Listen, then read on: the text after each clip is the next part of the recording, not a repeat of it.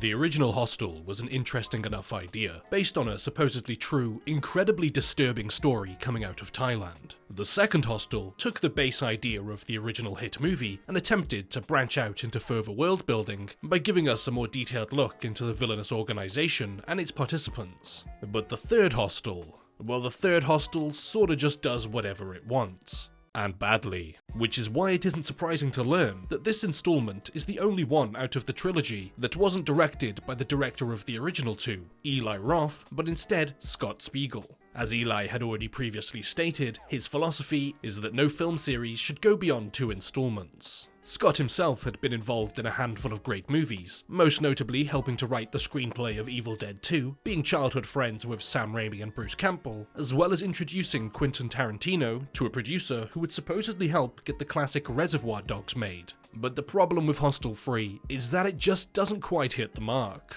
That's not to say that the original 2 movies are cinematic masterpieces by any stretch of the imagination, but it does introduce us to an interesting idea and creates a sequel to give us just enough more before running the idea stale. But if you wanted to watch a load of horror movies, including some of the cinematic masterpieces, then today's sponsor, Shudder, will have you covered. If you're looking to be entertained, then there's certainly a better method to do so than joining the Elite Hunting Club for some fun. Plus, it's not going to cost you the price of paying a Slovakian gangster to procure you, a product. In fact, it's only $5.99 a month or $56.99 a year to have access to Shudder's amazing collection, where you can stream supernatural, thriller, horror movies and TV shows across all of your favorite devices with its weekly releases and hundreds of exclusive shows. Some notable entries are A Discovery of Witches, Boris Karloff, the man behind The Monster, and They Live in Grey. Shudder's my go-to service when it comes to browsing the world of horror. It has been for some time, and I imagine that it's gonna stay that way. Whether I'm looking to revisit a classic, or looking for something new and interesting that I don't know anything about, I always end up finished feeling satisfied with what it had to offer.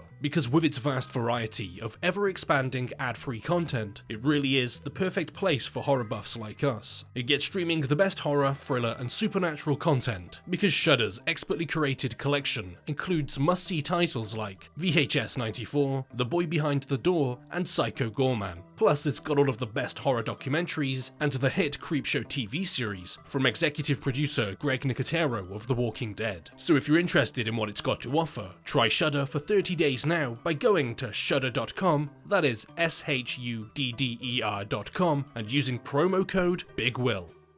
The movie begins with an American man named Travis entering a room at a hostel and accidentally walking in on a Ukrainian couple, Victor and Anka, as she's currently undressed. Possibly a homage to the original movie, when Paxton, Josh and Oli would walk in on Natalia and Svetlana getting dressed, which would serve as the catalyst for the organization to bury their teeth into the men and take them for everything they've got. Or perhaps it's just a sneaky way to subvert your expectations. Multiple times, you're led to believe that this clearly meek and anxious man Travis is in some kind of danger, especially as the primary villains of the previous 2 movies had also been Eastern European. A shot reveals Victor keeps a knife in his suitcase because crappy airline cutlery doesn't quite do the job. He also heavily insists that Travis takes a drink of his vodka, with the viewers already knowing that the organization prefers to drug their victims for easy transportation, and when he pulls out a pocket knife and lingers with it for a tad too long, before actually using it to open a beer he had been given by Travis. But really, Travis is the one on the hunt, as after offering the pair a beer each, they both collapse to the ground, a secret passageway from behind a mirror opens, and men enter the room to collect their products. And we see that Travis has the infamous ball-bag bloodhound tattoo on him.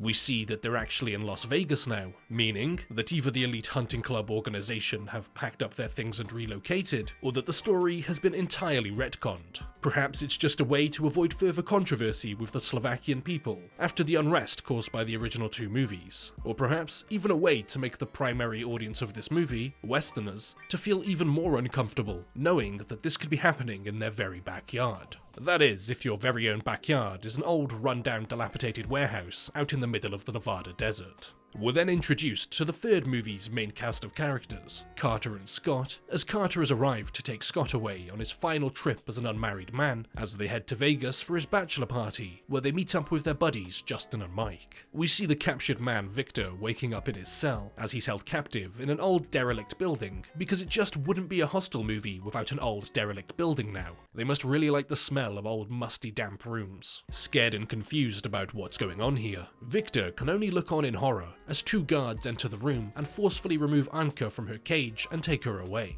Back with the group of friends, after drinking and gambling at the casino, the group of men are approached by two women named Kendra and Nikki. Within about 30 seconds of meeting the women, the men are invited to attend an even better club that's located off the main Vegas Strip. And by another club, they clearly mean an old rundown factory where they're going to have their organs harvested and stolen against their will, insinuating to the viewers that the pair of women are secretly working for the elite hunting club and that it's their job to lure unsuspecting men to their demise for a profit, which is the exact same method that the organization used in the original movie. Well, that is, or they just find it really fun to party with random groups of men who they know absolutely nothing about. After entering the building as a group, but getting separated due to taking a phone call from his fiancée, Scott is attacked from behind, has a bag placed over his head, and is restrained to a wheelchair where he has liquid forced down his throat. But it seems that his non-consensual hydration session is actually a friendly non-consensual hydration session, as it's revealed to be set up by Kendra and Nikki as they've arranged a stripper for him at the hidden club. Despite this being a pre-marriage party for Scott, he's taken to a private champagne room by Kendra, where she doesn't quite register being told no to her advances, until eventually she does get the message, but by this point, Scott started to feel sick and leaves the club to get some fresh air, but ends up vomiting in a barrel, getting locked outside, and collapsing to the floor. The taxi driver who brought the men here, more than likely a few hours ago at this point, apparently has quite the fondness for hanging out in sketchy alleyways alone, and just happens to still be there. He gets out of his car and approaches a soon-to-be unconscious Scott, but at this point, I'm not even sure if I believed that Scott was in any danger at all. The movie had already pulled the gotcha trick a handful of times, and absolutely feels like the type of movie to run that gimmick into the ground, dig it up, and run it back in. From the Ukrainian couple seeming like a setup similar to Natalia and Svetlana, to being shown that Victor likes to have a big knife on hand, but also a little one too, because you never know when you'll get into a knife fight with a little person, to the vodka being offered to Travis, leading you to believe that it's drugged, and to the men arriving at the hidden club, and the movie leading the audience to believe that the bouncer works for the hunting organization, all the way up to Scott being blindfolded and forced to ingest unknown fluids, to him now passing out outside and being sick, possibly due to the unknown ingested fluid. The film is like The Boy Who Cried Wolf, if The Boy Who Cried Wolf was a crappy direct-to-DVD movie. Apart from his nasty hangover, Scott wakes up in his hotel room absolutely fine, along with Carter and Justin, but Mike is nowhere in sight. It turns out, the cab driver wasn't the cut out your organs for profit and sell you to be killed by a psychopathic rich person type, but instead, the make sure you get home safely and tuck you into bed type. We then see Mike waking up in one of those human-sized kennels that Victor is kept in, but unlike Victor, he's very quickly taken away by the guards, just as soon as he wakes up in a state of sheer shock and confusion, thinking that this is just some kind of sick prank being pulled by his friends. But unfortunately, it's no sick prank. He's dragged down a corridor, kicking and screaming in an attempt to break free, and the men take him to a room where weapons line the walls and restrain him to a metal chair. It would seem that the elite hunting club's torture budget has been substantially raised in the last few years. Gone are the dark, damp and wet rooms, once used to inflict the worst of what humanity can do, but are instead replaced by shiny metal surgical rooms, because you wouldn't want to go and cause an infection now, would you? The curtains are pulled back to reveal a giant bloodhound symbol, because I stated in the Hostel 2 video, clearly subtlety isn't their forte. There's an audience watching, with each of them having their very own computer that seems to be using the GTA font for some reason, where it displays all of the relevant information about the soon-to-be victim, instead of paying to have one-to-one access to their victims. In order to act out their most depraved psychotic fantasies, they sit back and watch from the comfort of their luxury seats as they can spin what the hunting club call the Wheel of Fortune to choose what tool gets used on the victim. You know, murder for civilized people. The audience members are able to place bets to gamble whether or not the victim will say a specific thing within a certain amount of time. For example, bringing up that he has wife and kids as an excuse not to kill him in under 2 minutes. And if they win that bet, then their weapon of choice is used. I'm not exactly sure why they'd go ahead and complicate the incredibly simple and easy to follow methods from the original movies of go into a room and leave the room once the victim is dead, especially when they'd go through all of the time and effort to explain the new premise to the audience, but to then immediately throw it out and never once even mention it again.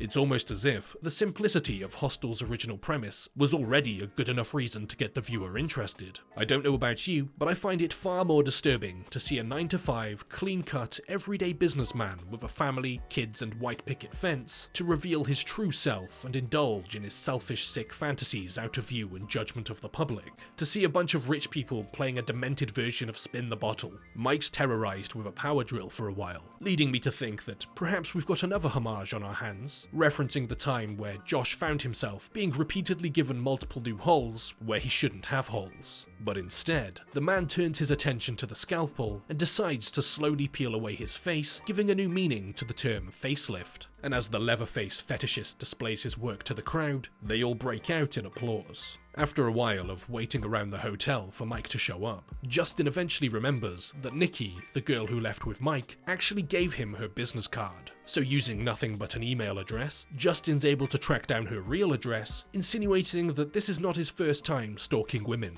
After nobody answers the door, without an ounce of hesitation, Scott thinks it's a grand idea to immediately break into somebody else's property, which goes down about as well as you'd expect it to, as after their little breaking and entering fiasco, a man accompanied by Kendra kicks in the front door, pointing a shotgun directly into the men's faces. Luckily for them, they don't immediately get their heads blown off, putting an end to a movie that I wouldn't actually mind coming to an end, where they then learn that Nikki didn't arrive home last night either, and that Kendra is just as concerned as the group of friends are. All the while, we see that Travis actually has Nikki held captive, and he's deciding what outfit he should dress her up in for the next live performance, meaning that Kendra and Nikki aren't actually working for the hunting club as you'd be led to believe by their previous actions, but instead apparently just like to hang out with groups of awkward drunk men that they've literally just met. To be fair, the women are escorts, so they probably were just playing them. Nikki's dressed in a cheerleading outfit, leading you to believe that there's going to be some kind of relevance to it and her soon-to-be theatrical killing.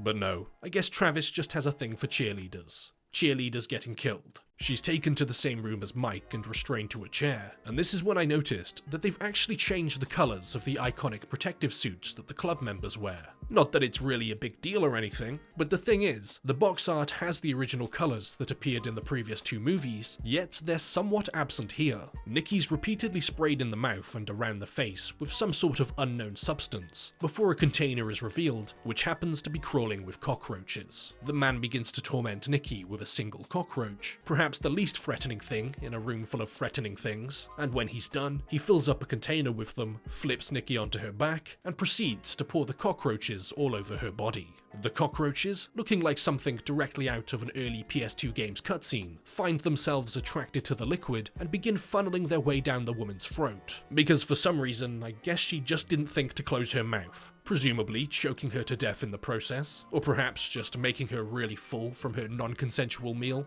Nah, she dead. The group of friends and Kendra decide to head back to the club to see if they can recreate Mike and Nikki's steps before they went missing, and as they're about to enter the club, in a scene very reminiscent of the original movie, they receive a text from Mike saying that he's fine and that Nikki is sleeping, before sending over a picture of a now dead Nikki's face. Because yeah, of course it's normal to send a picture of somebody sleeping. That's totally normal people behaviour. It's the exact same tactic used in the original movie, as Paxton and Josh receive a text from their friend Oli stating that he's left, but the only thing of Oli's that has left is his body, because he doesn't have one. They receive another text from Mike, telling them to come to a certain room in a hostel they're staying at, and as they arrive, Justin decides to wait in the car due to his leg hurting, and as the others are looking around the room with no Mike or Kendra in sight, the secret mirror door opens, and all of the occupants of the room are gassed unconscious. Justin sees the men dragging something out of the building, but as he goes to investigate, Travis pops out in front to distract him with a fake story about Mike, before proceeding to immediately pepper spray him in the face. Luckily, Justin's trained in the art of disabled combat sports, and knocks Travis over the head with his crutch before trying to flee, clearly not trying hard enough, as Travis comes up behind him and knocks him unconscious too.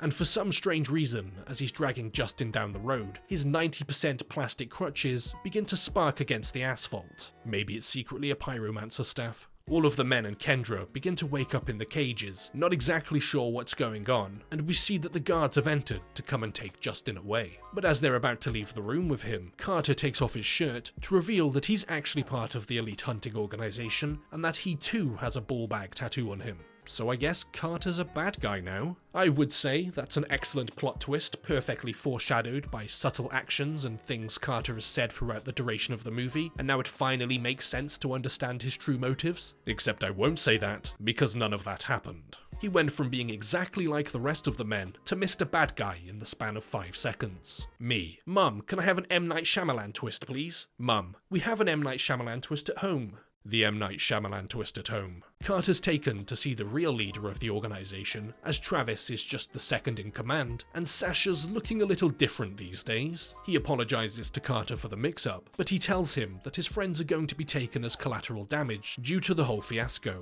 and Carter doesn't really seem to be all that upset about it. I did bring my buddy way out here to have a great bachelor party, but sure, brutally kill him for other people's enjoyment. Why not? Justin is taken to the room to be restrained, and we see that it's begun to be filled with some kind of fog as a female in a mask enters from behind. She walks in front of Justin wielding a crossbow, loads it, and fires it directly into him without a single ounce of hesitation. Does a little bit more walking around as she's trying to get her daily steps in, and once again fires another arrow into him. Eventually it gets to the point where Justin is absolutely riddled with arrows, yet somehow still alive. She's not a fan of that, so aims her crossbow beneath his chin and pulls the trigger. Notice how none of the actual game mechanics involving the gambling and Wheel of Fortune have been used since the original killing where they were introduced. It almost seems like, as well as shifting the hunting club's location from Slovakia to Vegas, they wanted to do more to differentiate themselves from the previous movies, but along the way of implementing said changes, they either just fell to the wayside, or they thought, hang on, the kills are the only interesting things about this movie, let's do away with all of this extra fluff. The guards now come for Scott to spoil the audience with a second kill, and they decide to have him dress up in a tuxedo, because apparently these big nasty evil men like to play dress up. As Scott is sitting in the room, restrained to the chair wondering what's about to happen to him, his very own friend, Carter, walks into the room. Or at least who he thought was his friend, because we learn that Carter's actually been up to this kind of thing for quite some time, and unfortunately for him, the rush just isn't the same as what it used to be, so in his mind, he needs to up the ante a little, and kill someone who actually matters. Oh, and he also plans to use Scott's girlfriend's grief as a nice little opportunity to slip in and have her for himself. So obviously, the logical thing to do when you want someone's girlfriend is to cut them up with a chainsaw. But to make things a little bit more interesting for the bloodthirsty audience, the boss decides to have Scott's restraints unlocked, resulting in him immediately making a rush for a sword and the pair battling it out medieval style. Somehow armed with a chainsaw, Carter manages to lose the fight, and as the fog once again begins to fill the room, Scott begins to butcher Carter as the crowd bursts out into an applause. But what the crowd doesn't realize is that once the room has filled up with fog, Scott sliced off Carter's tattoo and was able to use it to activate the scanner on the wall and escape. Just a little bit of a security risk to allow Scott out of his restraints when his only key to leave the room is attached to somebody's arm in a room full of sharp pointy objects. Victor, somehow still alive and not taken away to be killed, somehow manages to get his hands on one of the guard's cattle prods and keys before holding the cattle prod inside the man's mouth, scrambling his brains as if he's cooking his morning eggs. Wielding a ball and chain, Scott begins making his way through the facility where he manages to get the drop on an armed guard with a rifle, but unfortunately isn't able to upgrade past a melee weapon as shots begin firing his way as he reaches out for the gun. Roaming around the building, furious about what happened to his girlfriend, when all he wanted to do was drink vodka and carry 2 knives on him at all times, Victor takes a fire axe and uses it to disable the entire building's power before burying it into the second guard responsible for taking his girlfriend away, but not before taking a shotgun blast to the chest. But Victor is simply too angry to die and manages to hold on for just enough enough time to see the guard die first. Scott ends up coming across a working phone amongst a pile taken from various hunting club victims, and after calling the police to tell them what's going on, Travis finds the discarded phone dialed to 911, so his boss's call is to kill everybody in the building because I guess Hostel 2 already proved that they aren't all that worried about receiving repeat customers. Scott comes across the shotgun and uses it just in the nick of time to save Kendra, but just as quickly as he saves her life, it's immediately taken as she's shot by Travis while fleeing, meaning that Scott is now shotgunless and Kendra-less. All the while, we see that the hunting club's boss has activated the facility's self-destruct button as if he thinks he's some kind of James Bond villain or something. Scott ends up coming across the remains of his dead friends, but doesn't get much time at all to grieve as he's immediately attacked by Travis. The pair get into a scuffle, but Scott manages to get his hands on Justin's apparently titanium crutch to deal some damage and disarm Travis, before literally disarming Travis. Need a hand there, buddy? The boss is fleeing from the building and manages to make his way to his car, where he's surprised and brutally stabbed to death by Carter, someone who themselves miraculously managed to survive being brutally stabbed to death, before Carter takes the man's car and leaves. Scott makes his way outside of the building, where somehow it's magically the middle of the day, despite it clearly still being dark outside about 2 minutes ago as Victor turned the power out. The time paradox building aside, Scott makes a sprint to the gate for freedom, but doesn't quite make it in time, as Carter locks him in there with the explosion.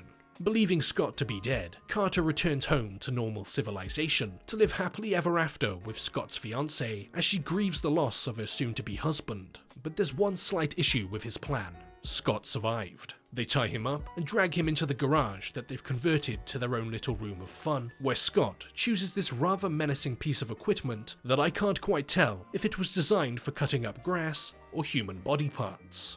And that's where the movie comes to an end. Hostel 3 clearly is the unfortunate outlier when it comes to the series. As previously stated, the other two movies aren't these grand pieces of horror cinema, but they are good at what they aim to do. That being, taking the average American and placing them into a frightening, unfamiliar world with no way of getting out. But with Eli Roth's original vision not powering this entry, it's noticeable as Hostel 3 finds itself falling into the unfortunate trend of not being able to add anything new or interesting to the series. And when they try to, the gambling and the Wheel of Fortune gimmick for example, that's exactly what they end up being. A gimmick that the movie itself doesn't take seriously and all but immediately forgets about just as quickly as it's introduced. It reminds me an awful lot of a series that's received a lot of attention on this channel, Wrong Turn. I think I might coin a new phrase, the wrong turn effect, when a series starts off pretty good, but very quickly morphs into direct-to-DVD drivel just to turn a profit. And much like that series, the only way I can see another entry appearing in this franchise is with a soulless reboot of the franchise, because everybody remembers that disturbing movie called Hostel from about 15 years ago, right? Before we wrap things up, I just want to tell you guys about my clothing brand, Morbid Minds. We're currently live now, and if you like any of the things you see on screen, make sure you go to morbidminds.co.uk to cop yourself a cool t-shirt or hoodie. Make sure to also follow me on Twitter, and a big thank you to my patrons. A big thank you to Dom, Hunters263, Rebecca Pitts, A Dandy in Space, Martin Brannan, Natasha Twyman, Rin and Whiskey, Jarrett C. Bees, Nicholas, Pascal Mathis, Fighting the Pirates, Richard McGowan III, Macy J, Reese Harford, Horatio, Raimi Patterson, Chris, Michelle, Newcomb, Dennis, Wade Knott, Ike, Mr. J2, Ashley L. Wintz, Austin Weipert, Christopher Butsky, Jack the Riddler, and Joshua Torres. Thank you so much to my patrons for your continuous support, and thank you to everyone else for watching.